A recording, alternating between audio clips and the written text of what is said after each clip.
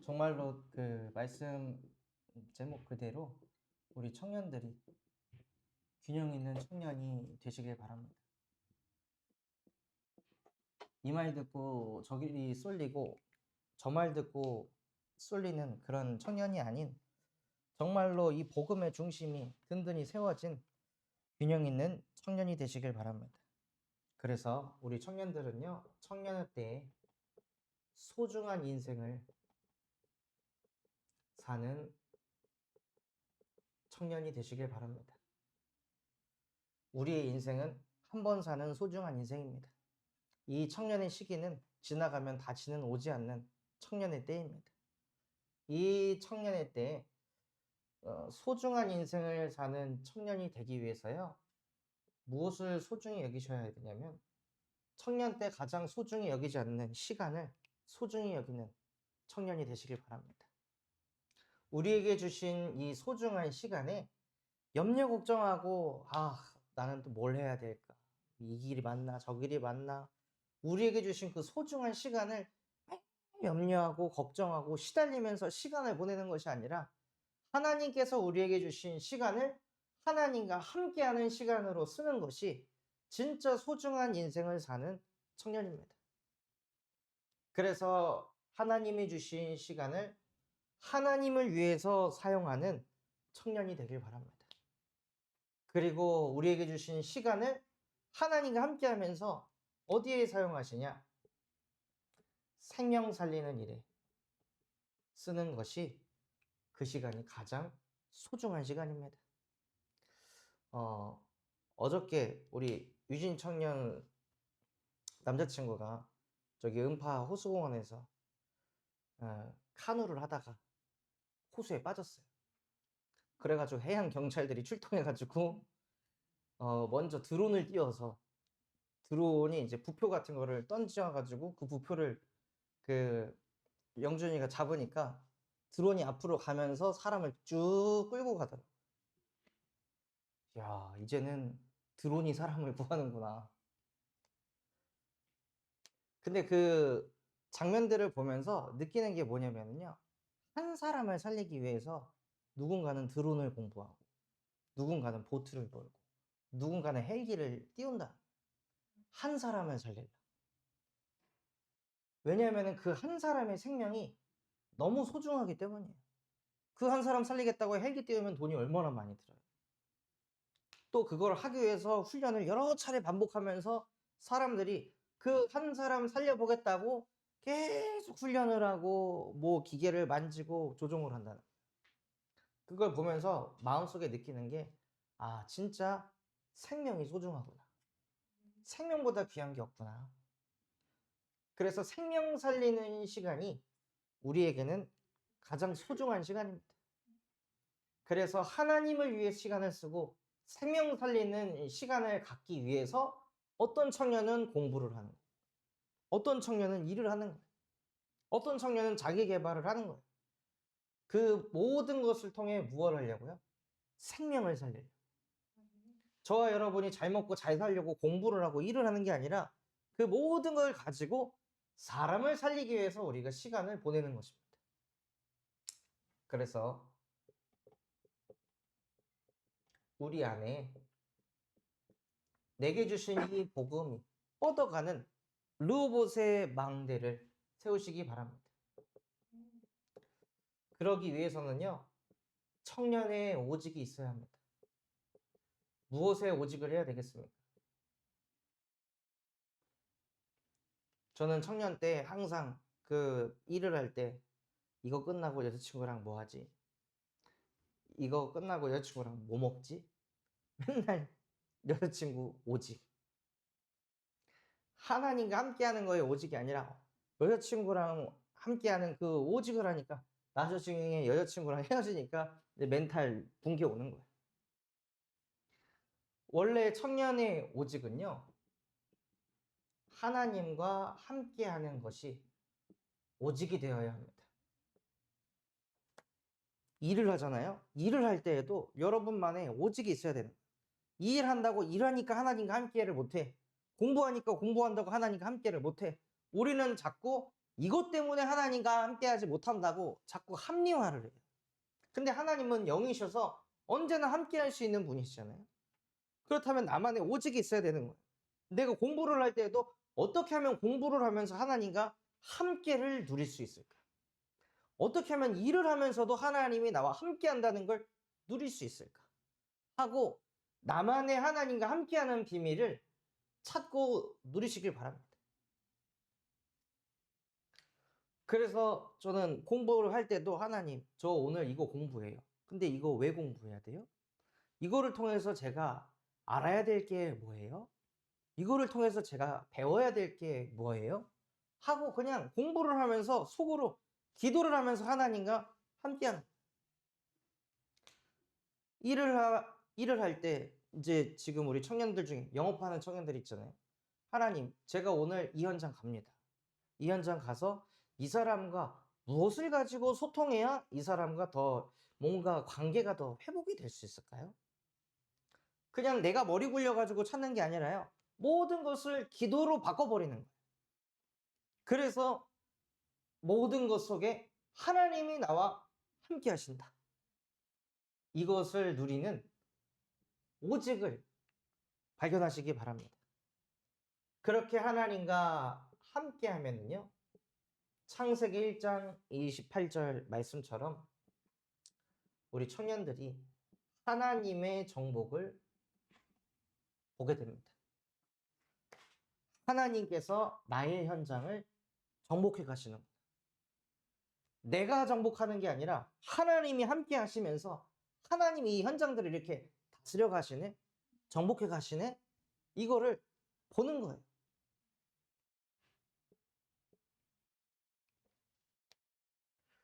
오늘 강단에서도 그 본문 말씀에 나왔잖아요. 너랑 이렇게 갈등 있고 대립하는 자가 더 이상 너를 공격하지 못할 것이다. 하나님이 함께 하시면은 그 응답과 축복이 따라옵니다. 내가 나를 지키고 내가 나를 보호하려고 하지 마시고 하나님과 함께 하시기 바랍니다. 언제요? 공부할 때, 일할 때, 출근할 때, 퇴근할 때, 학교 갈 때, 학교에서 올 때, 모든 것 속에 하나님이 나와 함께하는 걸 누리는 거예요. 그런데 청년의 오직은 하나님과 함께인데요. 자꾸 오직이 안 되는 청년으로 살아갑니다. 저와 여러분은 하나님만 믿는 존재로 창조됐는데, 하나님의 말씀만 믿는 존재로 창조되었는데요. 창세기 3장의 그 문제로 인해 말씀도 믿고 나도 믿는 상태가 되어버려요. 말씀도 믿고 나도 믿으니까 오직이 안 되는 거예요. 그러니 말씀을 듣고도 자꾸 갈팡질팡하는 상태가 오는 거죠. 말씀 따라가면 손해볼 것 같으니 이번에는 내 생각을 붙잡아야겠다. 말씀 따라가면 왠지 이게 내가 힘들어질 것 같으니 더 고난 속으로 들어가는 것 같으니 이번엔 내 생각을 붙잡아야겠다 하고 자꾸 말씀도 믿고 나도 믿는 분열된 상태로 신앙생활을 합니다. 그건 신앙생활이 아니라요. 종교생활. 필요할 때만 하나님을 붙잡는 거. 우리는 필요할 때만 하나님을 붙잡는 게 아니라 항상 하나님과 함께하는 영적인 존재로 창조되었습니다. 그리고 말씀도 믿고 나도 믿으니까 하나님의 말씀에 불순종하는 죄를 범하게 되고, 그래서 하나님과 함께하는 비밀이 없으니까요. 인생을 물질로 풀어가려고 합니다. 문제를 다 돈으로 해결하려고. 문제를 내가 가진 스펙, 인맥을 가지고 해결하려고.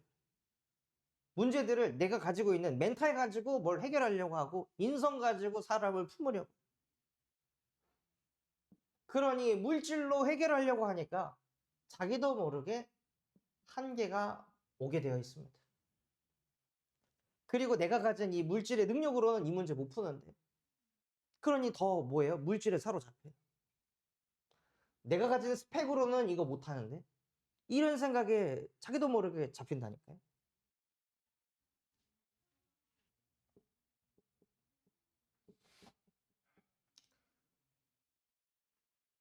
그래서 저도 오직이 안 되는 상태 속에 있을 때 대표님이 그 갑자기 자리를 비우셔서 저한테 저희 회사의 제품에 대한 프레젠테이션을 하라고 이제 오더를 받았어요.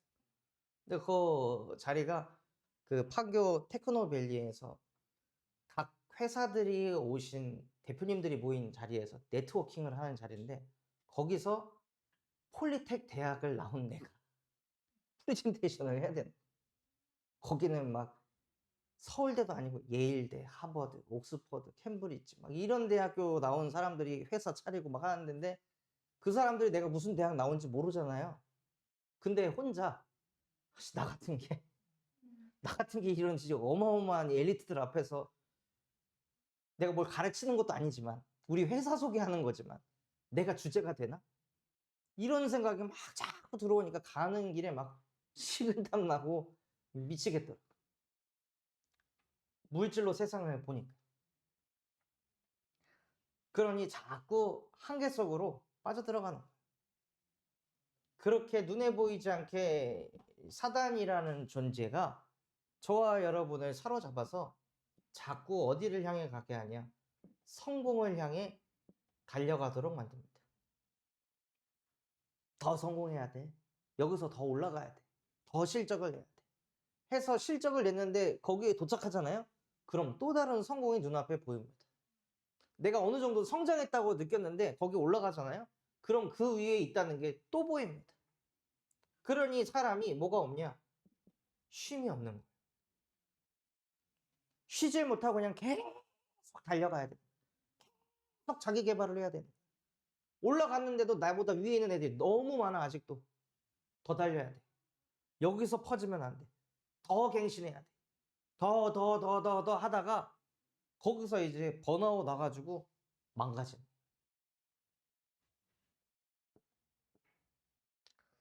이번에도 현장에서 한 이제 분을 만나는데, 이분도 엘리트, 그 국립해양연구원에서 데이터베이스를 관리하는 이제 IT 전문가이신데, 이분도 모든 것을 분석하고 쪼개고 막 이런 생각을 가지고 인생을 살아가면서 열심히 살아가다가 자기의 정신이 분열이 돼. 자기도 모르게 정신이 분열돼서 내 의지와 상관없이 내가 움직여. 그런 이제 상태가 와가지고 그 좋은 직장 다니다가 이제 취직을 하고 자기 살려야 되는 상태로 가는 거예요. 가정도 있고 자식도 있는데 자기가 조절이 안 돼. 성공을 향해 쉼 없이 미친 듯이 달려가다가 나중에는 정신이 분열까지 온 거예요. 그러다가 이분이 진짜 복음을 알고 싶다. 내가 고쳐지는 거 말고 진짜 복음이 뭔지 알고 싶고 하나님의 형상이 뭔지 알고 싶다 하고 동기가 싹 바뀔 때 분열이 끝이 났다 그러더라고요. 인간은 하나님의 형상대로 창조되었습니다. 그래서 하나님과 함께해야 쉼을 얻는데요. 자꾸 사단은 우리 청년들을 성공을 향해 미친 듯이 달려가도록 만드는 거예요. 그래서 쉬고 싶은데 불안하니까 또 쉬지도 못하고 안정도 못하게 하는 이 흑암의 세력을 오직 예수께서만 박살내셨습니다. 마태복음 11장 28절에서 30절에 수고하고 무거운 짐진 자들아 다 내게로 오라. 내가 너희를 쉬게 할 것이다. 언제 쉼을 얻냐면 넷플릭스 가지고 막 드라마 정주행할 때 쉼을 얻는 게 아니라요. 그거 보고 정주행하다가 피폐해집니다. 근래에 그 사냥개들 2라는 거를 이렇게 쭉 봤는데 보고 나니까 누우면 자꾸 막 퍽퍽 퍽 막 사람 두드려 패는 그게 계속 머리에서 떠나질 않더라. 그 사악한 비의 눈빛이 계속 머릿속에서 떠나가지를. 그 영상을 볼 때 우리가 쉼을 얻는 게 아니라요. 진짜 그리스도 예수를 통해 하나님의 형상이 회복이 될 때 세상이 줄 수도 없고 알 수도 없는 마음의 쉼을 얻게 하십니다.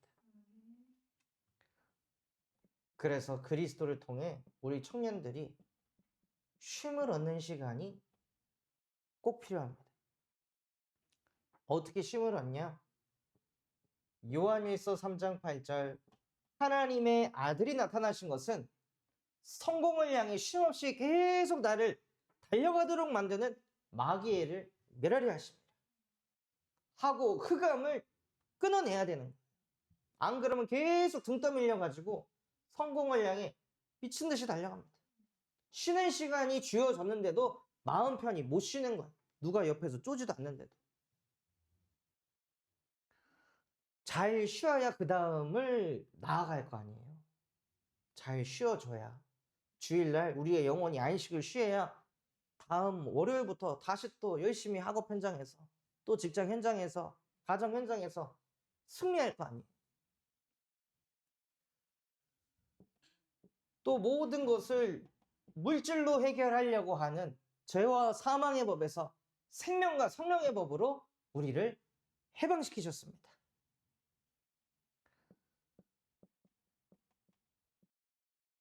끊임없이 하나님 떠나서 말씀도 믿고 나도 믿고 사람도 믿고 현실도 믿는 그런 우리에게 예수께서 길이요 진리요 생명 되셔서 하나님을 만나 하나님만 믿는 오직이 되도록 우리에게 은혜를 주셨습니다. 그래서 오직이 될 수 없는 우리의 근본의 문제를 예수께서 십자가에 못 박으시고 끝내셨습니다. 이 일을 행한 예수가 나에게 그리스도냐 이거예요.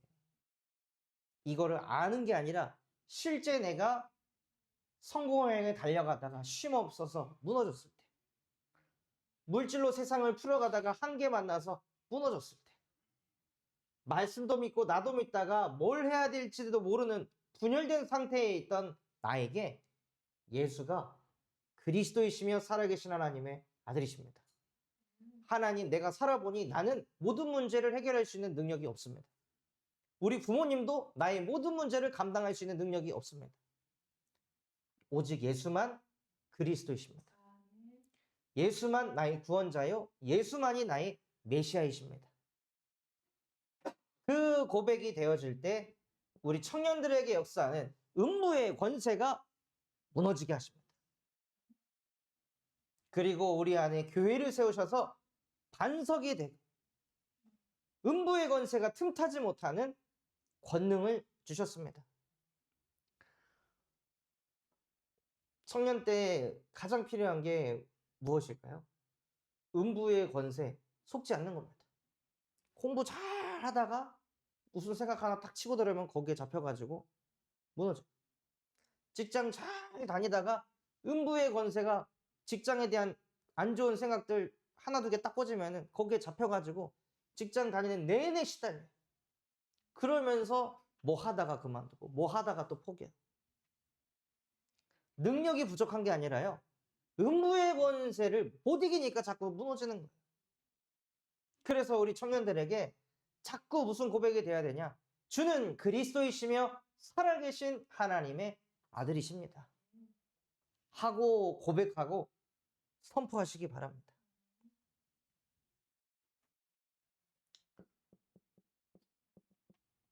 그리고 청년의 때에 이제는 내가 사는 것 아니요 내 안에 그리스도께서 사시는 것이라.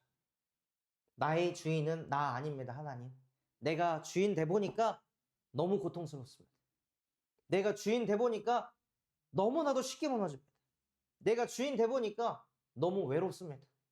그래서 하나님, 내 인생의 주인 내가 안 되고 오직 예수 그리스도가 내 인생의 주인 되게 하옵소서.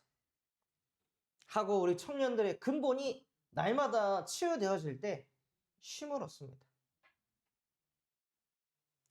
그래서 그런 증거들을 가지고 하나님께서는 우리 청년들을 예수 그리스도의 증인이 되게 하십니다. 예수 그리스도의 증인이 되는 것이 생명을 살리는 겁니다. 현장에는 예수 그리스도의 증인이 없고 다 나의 증인, 돈의 증인, 스펙의 증인, 사람의 증인들이 있어요. 그래서 현장이 죽어가고 있습니다. 현장에 그리스도의 증인 한 사람이 없으니까 자꾸 세상에 이 더 성공을 향해, 더 물질 중심으로, 나 중심의 메시지를 계속 들으니까 수많은 청년들이 무너져서 살아가는 거예요. 그래서 하나님, 생명을 살리기 위해서 나를 그리스도의 증인이 되게 하옵소서.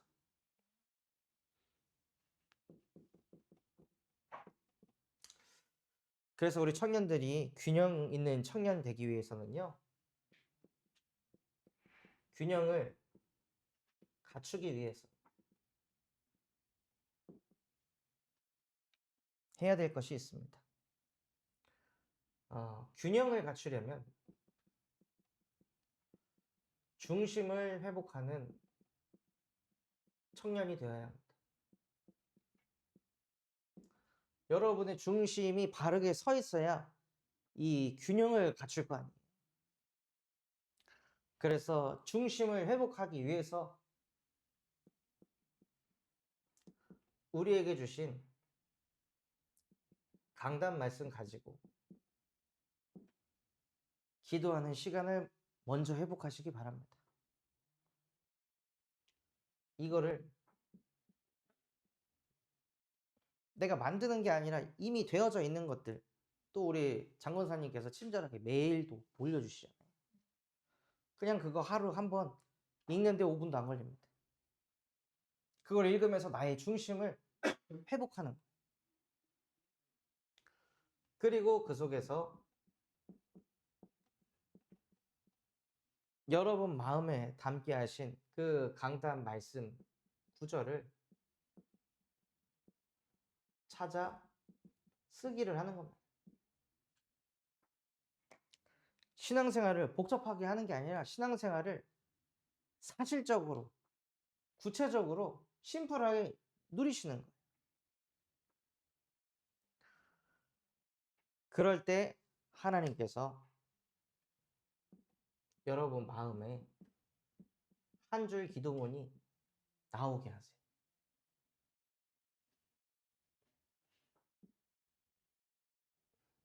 이 강단 기도문이 5분짜리이기 때문에 여러분이 안 보고서 누리기가 어렵습니다. 근데 그거를 읽고 또 여러분 마음에 담게 하신 것, 오늘 또 포럼지에 쓰고 고백한 것들 있잖아요.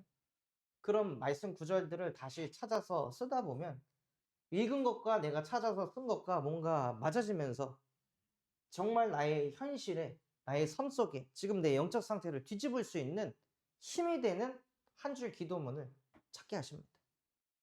그럼 그거 가지고 계속 기도 속으로 들어가는 거예요. 한 줄이기 때문에 뭐가 되냐? 24시 기도할 수 있습니다.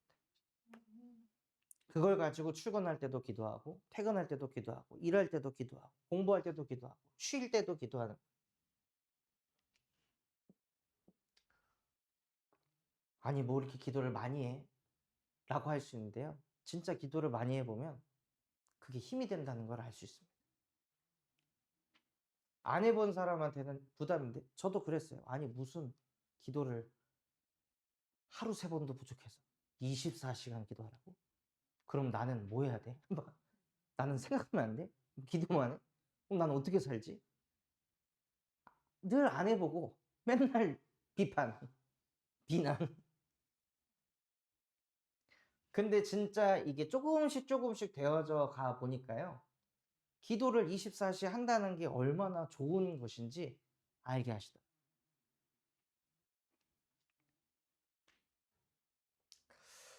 그리고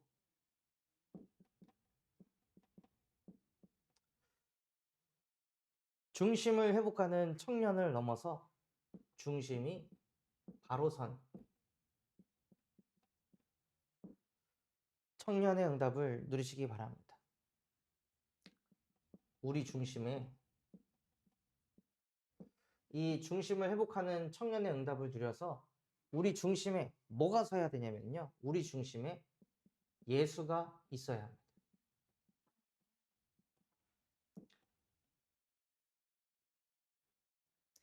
He is step. 만약에 예수라면 어떻게 하셨을까? 나는 지금 이렇게 생각하는데 만약에 진짜 내 안에 예수께서 사신다면 예수님은 지금 어떤 선택을 하실까? 예수님은 지금 저 사람에게 무슨 말을 하실까? 하고 우리 중심에 항상 예수가 있어야 합니다. 예수님은 뭐가 없으시냐? 선입견이 없습니다.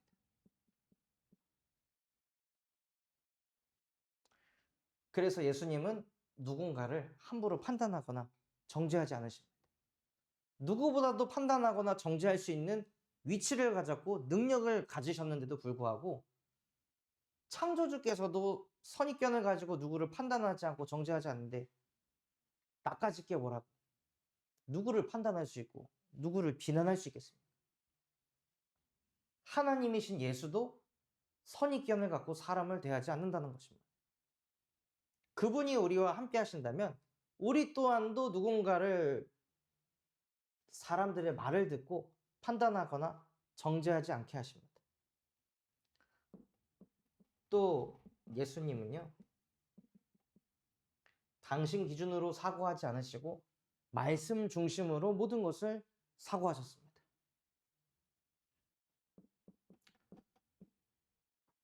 그래서 우리 잠언 3장 5절에서 8절 말씀 같이 한번 찾아보겠습니다. 잠언 3장 5절에서 8절.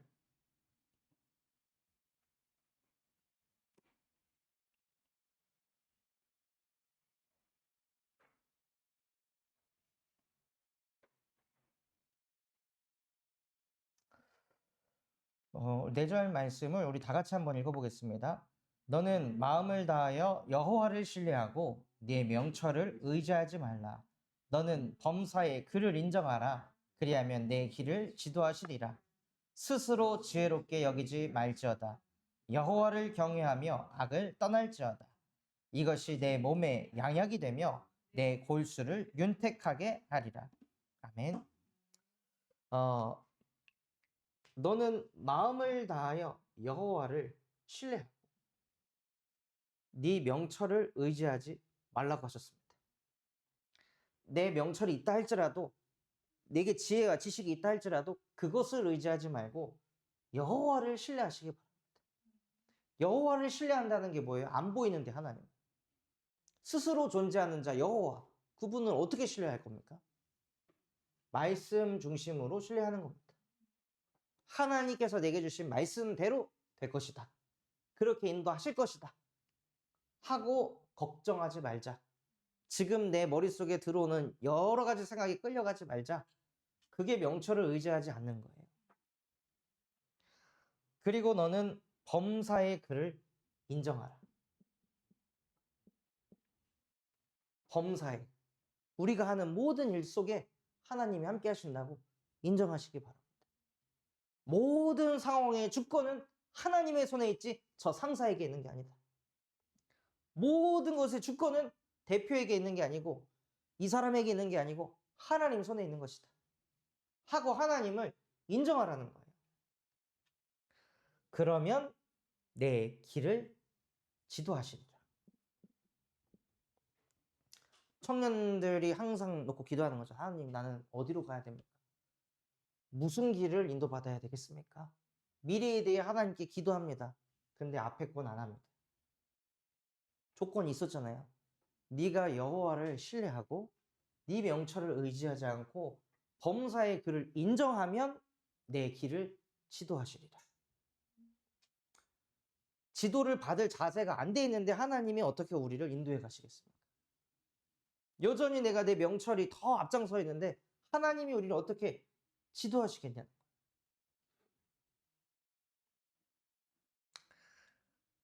그리고 스스로 지혜롭게 여기지 말지어다.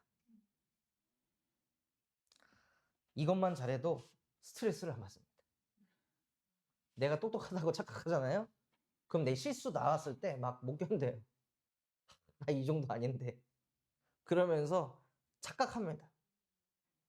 근데 스스로 지혜롭게 여기지 않으면 아, 역시 나는 주님 없으면 안 되는구나. 역시 하나님과 함께 하지 않으면 안 되는구나.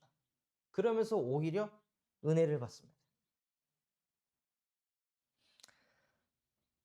그렇게 되면은요, 내 몸에 양약이 되고 네 골수가 윤택하게 될 것이다.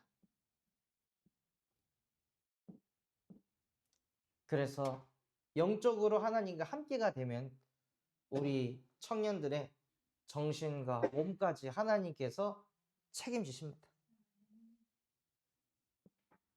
그래서 중심이 바로 서서 우리 청년들이요, 중심을 전달하는 청년의 응답을 누리시길 바랍니다. 어떤 영혼도 선입견 없이 대하시고 범죄자를 위해 기도하시는 예수 그리스도께서 우리와 함께 하신다면 현장에 가서 비난하는 게 아니라 긍휼히 여기는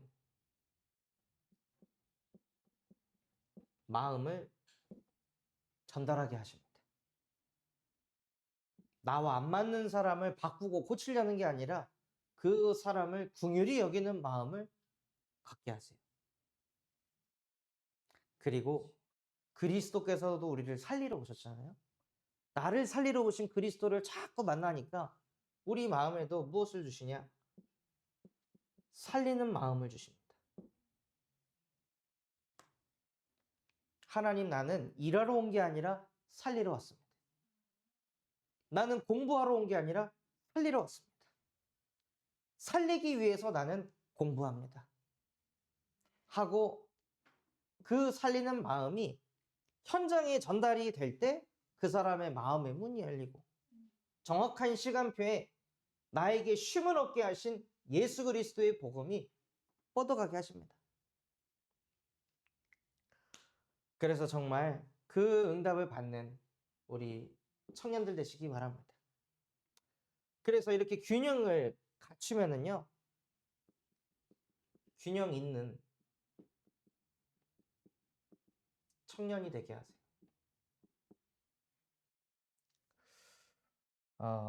오늘 말씀에 너는 거짓된 풍소를 퍼뜨리지 말며 악인과 연합하며 위증하는 증인이 되지 말라고 하셨습니다.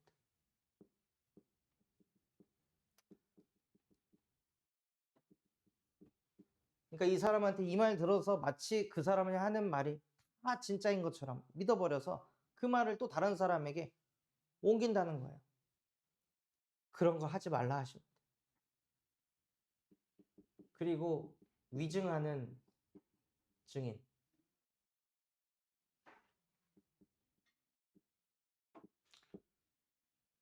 현장에 그 사람의 힘이 너무 강해 보여가지고 그게 틀렸음에도 불구하고 위증하는 증인으로 살지 말라는 거예요.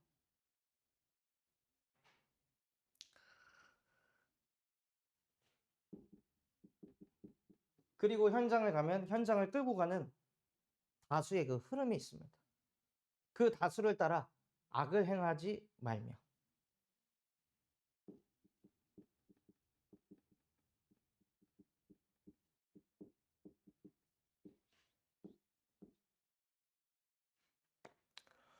그래서 제 고등학교 친한 친구들이 공부를 좀 잘하는 애들은 대기업으로 다 들어갔거든요.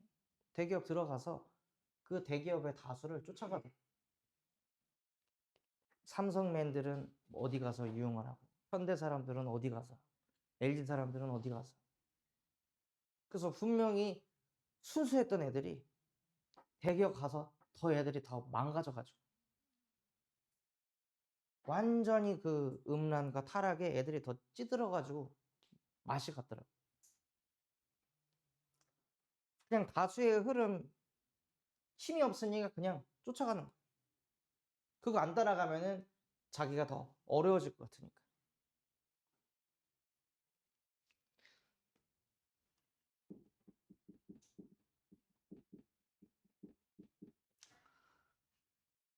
또 무엇을 하지 말라고 하셨냐면요. 가난한 자의 송사라고 해서 편벽되이 두둔하지 말지니라.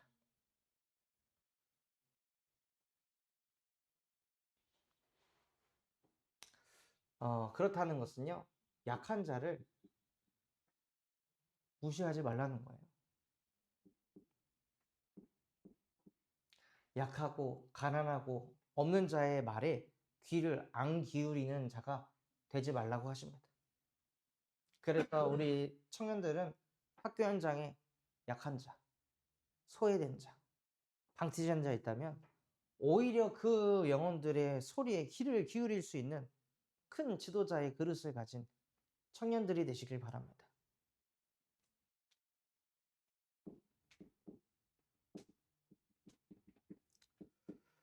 그리고 여러분의 마음속에 미워하는 자가 있다면 그 미워하는 자의 나귀가 짐을 싣고 엎드려짐을 보았으면 여러분 어떻게 하겠습니까? 내가 미워하는 사람이 무너졌어요. 어려움을 당했어요. 그럼 무슨 마음이 드세요? 쌤통이다. 잘됐다. 너 나 무시할 때 알아봤어. 나를 저주하는 자 하나님이 저주한다 그랬는데 저주마땅한 마땅한 놈. 저도 예전에 초등학생들 사역할 때 그랬거든요. 같이 막 열심히 배드민턴 치고 돌아가는 길에 전우사님은 왜 그렇게 생겼어요? 그래? 내가 어떻게 생겼는데? 깡패 같아요. 내가 깡패 같다고? 네. 내 얼굴이 어때서? 아 진짜 깡패 새끼 같아. 뭐 깡패 새끼? 막 그걸 그냥 그대로 다 받아가지고 뭐 깡패 새끼? 야 그럼 니는? 막 이랬는데 걔가 하는 말이 아 내가 저 얼굴이었으면 죽었다. 탁 하고 가는데 막 야 너 집에 가 이씨. 너 오늘 교회에서 안 지어 너 그냥 집에 가 걸어가 이씨. 너무 막 화가 나가지고 초등학교 2학년밖에 안 됐는데 막 투드려 패고 싶은 막 그 분노가 막 끓어오르더라고. 그리고 이제 딱 교회 4층에 미션홈으로 들어가는데 애가 신발이 안 벗겨지는 거예요. 원래 저 같았으면 왜 뭐가 불편해 하고 풀어줬는데 쌤통이다 이 자식아. 내가 도와주나 봐라 하고 들어왔어. 근데 뭐가 안 되는지 계속 안 돼가지고 나중에는 막 울더라. 우는데 얼마나 꽃인지. 감히 전도자를 저렇게 함부로 대? 저놈의 자식 저 정신 차려야지 하고 저도 모르게 막 그 저주를 붙더라. 걔 살리려고 같이 미션을 하는 건데 나 기분 나쁘게 했다고 똑같이 대하는데 영적 상태를 보고 그날 밤에 하나님 앞에 무릎 꿇고 얼마나 회개했는지 모릅니다. 아 진짜 나는 미워하는 자를 못 품는구나. 나와 다르고 나를 건드리면 못 참는구나. 그런 내가 하나님 누구를 살리실 수 있겠습니까? 그래서 나에게 그리스도가 필요합니다. 하고 또다시 그리스도의 복음을 잡게 하시는 거예요. 그래서 그리스도의 복음을 붙잡고 미워하는 자의 어려움을 도와야 합니다. 도울 마음이 생기지 않는다면 먼저 중심을 회복하시기 바랍니다.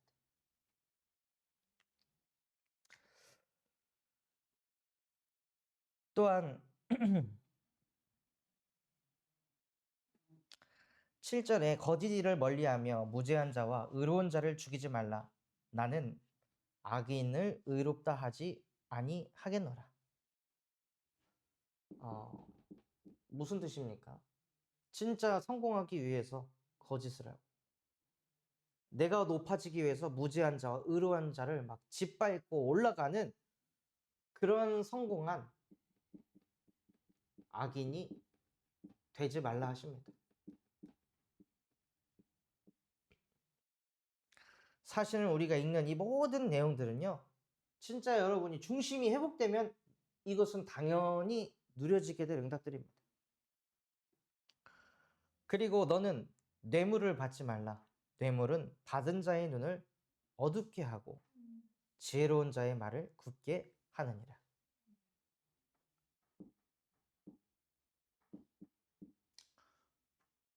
그래서 정말 청년의 때에 쉽게 가기 위해서 누군가에게 뇌물을 주거나 혹은 뭔가를 받아서 그걸 가지고 뒤에서 챙기는 그런 인생이 되지 않길 바랍니다. 그걸 받게 되면은요, 뭐가 어두워진다 하셨습니까? 눈이 어둡게 된다고 하셨습니다. 뇌물을 받는 순간 균형이 망가집니다. 그 사람이 잘못해도 봐줘야 됩니다. 다른 사람들과 똑같이 못 대합니다. 사람은 그렇습니다. 나는 균형이 있어라고 해도 뇌물을 받는 순간 그 균형은 무너지게 돼 있어요. 그리고 마지막 9절에 너는 이방 나그네를 압제하지 말라. 너희가 애굽 땅에서 나그네 되었은즉 나그네의 사장을 아느니라. 그래서 우리 청년들은요, 다민족을 품어야 합니다. 여러분이 결혼을 해서 자녀를 낳잖아요. 반드시 여러분의 자녀들의 대부분의 친구는 다민족일 겁니다. 근데 여러분이 다민족을 못 품잖아요. 그럼 자꾸 다민족 친구를 사귀는 내 자녀를 억압해야 돼. 지금부터 마음을 활짝 열고 대한민국 한국인만 품는 것이 아니라 필리핀 사람이든 베트남 사람이든 태국 사람이든 어떤 사람이 와도 품을 수 있는 그릇을 먼저 갖추시기 바랍니다. 그래서 결론으로요.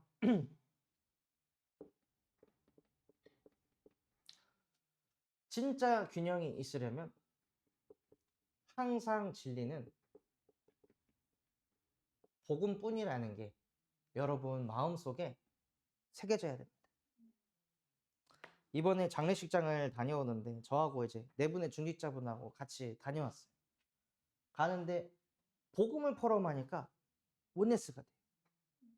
복음 아닌 거 포럼하니까 분열이 돼요. 다시 복음 포럼하면 하나가 되고 복음 아닌 거 포럼하면 다 제각기 자기 생각이 있어요. 흩어져요. 그래서 다시 또 강단 말씀 포럼하면 또 은혜된 것도 막 서로 포럼하고. 그거 보고 정말 신기하더라고요. 야, 진짜 인간은 영적 존재고 진리는 복음뿐이구나. 다른 걸로는 절대 하나가 될 수가 없구나. 아무리 가족이라도요. 복음 아니면 하나가 안 됩니다. 그래서 항상 진리는 복음뿐이라는 게 우리 청년들에게 세팅이 되어 있고 나머지는 수용하는 겁니다. 나와 다른 거지 틀린 게 아니라는 겁니다. 이런 생각을 가질 수도 있고 저런 기준을 가질 수도 있는 거예요. 꼭 내가 생각하는 게 기준이 아니라는 겁니다. 그래서 항상 진리는 복음뿐이라는 중심이 바르게 서 있으면 나머지는 수용할 수 있습니다. 그래서 우리 청년들에게 많은 영혼들이 올 수밖에 없는 균형 있는 청년 되기를 그리스도의 이름으로 축원합니다.